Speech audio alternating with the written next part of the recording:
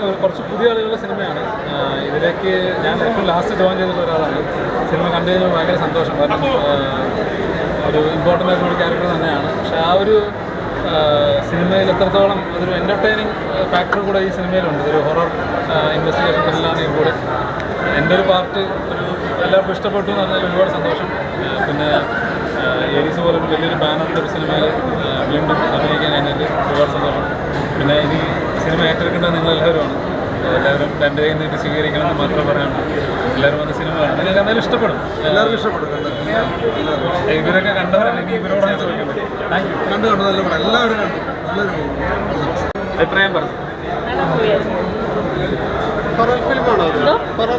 അങ്ങനെ ഹൊറർ എന്ന് പറയാൻ പറ്റില്ല. ഒരു ഹൊറർ ഇൻവെസ്റ്റിഗേഷൻ ആണ്. എന്ന് വെച്ച് കഴിഞ്ഞാൽ ഹൊറർ എന്തെങ്കിലും പ്രേതം വന്ന് പേടിപ്പിക്കുക അങ്ങനെയുള്ള സംഭവങ്ങളൊന്നുമല്ല. അങ്ങനെ ഒരു എലമെന്റ് ഉണ്ടെന്ന് മാത്രമേ ഉള്ളൂ. അല്ലാതെ എല്ലാവരും പേടിച്ച് പ്രേതത്തെ ഭയന്ന് അങ്ങനെയൊന്നുമില്ല. അതൊരു ഇൻവെസ്റ്റിഗേഷനിൽ കൂടെ ഒരു പറഞ്ഞു പോകുന്നതാണ്. ഹൊറർ എലമെന്റ് അതിനകത്ത് ഉണ്ടെന്നേ ഉള്ളൂ. ഒരു പ്രസൻസ് ഉണ്ടെന്നേ ഉള്ളൂ. നല്ല മൂവിയാണ്. എൻഗേജിങ് ആണ്. സെക്കൻഡ് ഹാഫ് ഒക്കെ ആകുമ്പോഴത്തേക്ക് ശരിക്കും നമ്മൾ എൻഗേജ്ഡ് ആയിട്ട് പുള്ളി പോകുന്നുണ്ട്. ഞാനിതിൽ ഒരു പാട്ട് പാടിയിട്ടുണ്ട്.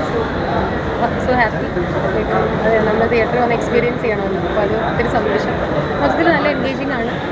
ക്രൈം ഇൻവെസ്റ്റിഗേഷൻ ത്രില്ലറാണ്. എന്തോ അതിനിടയ്ക്ക് കുറച്ച് മൂവീസ് വന്നിരുന്നു. എനിക്ക് തോന്നുന്നു എന്താ പറയുക, എനിക്ക് കുറച്ചുകൂടെ റീച്ച് ആയത് ഈ പാട്ട്. ഒന്നുമില്ലാതെ വന്നെങ്കിലും കാണാൻ നല്ല പറ്റിയ നല്ല ത്രില്ലർ ജനറലുള്ള നല്ല പടം. നല്ല ഹൊറർ മൂവിയാണ്. ഹൊറർ മൂവി സസ്പെൻസ് ഒക്കെ പിന്നെ നല്ല രണ്ട് ഗാനങ്ങളുണ്ട്, നല്ല സെന്റിമെന്റ്സ് ഉണ്ട്, നല്ലൊരു സ്റ്റോറിയാണ്.